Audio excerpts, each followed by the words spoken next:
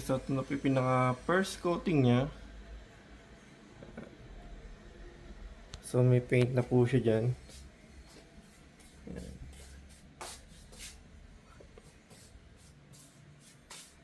Paint na po. First coating po yan.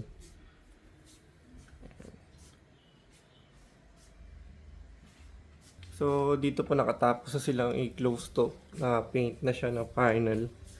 Kaya nilagay na rin yung ating panel board dito. Ayan. So, ito sarado na po yun. Close na siya. Okay.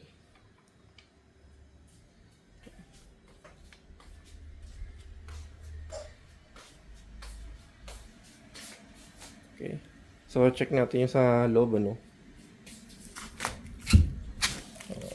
So, ito yung sa loob po niya. Ito, wala pa siyang paint dito, no? Kaya may masilya pa lang siya. Halos. Ayan. Hindi pa tapos to. May masilya pa to eh.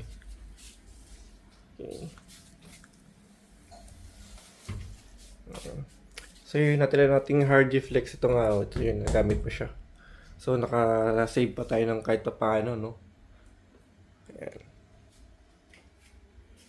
Okay. So, punta po tayo sa kabila, ano?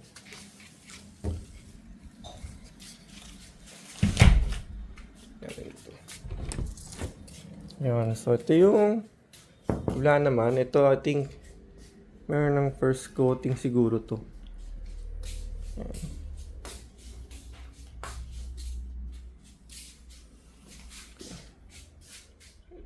So, siya halos. Ayan. Ito yung sa kabilang wall na to eh.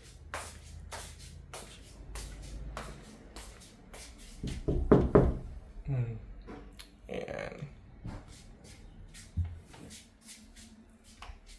Ayan siya. Okay.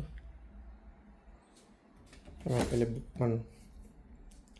Okay. Tapos ito guys, naka-layout na yung magiging bintana niya.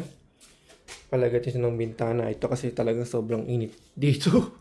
Ngayon ko na-realize na sobrang init pa. Pero walang pulang ano. Talagang dapat nun pa may bintana na to. Pero anyway, no choice tayo. So, palagyan ko talaga siya para yung singaw lumabas. Pagka hapon, gabi na, lana. Kasi isa na magiging bintana dito if ever na ma-close to.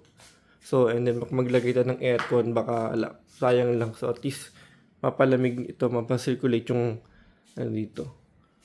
Yung kanyang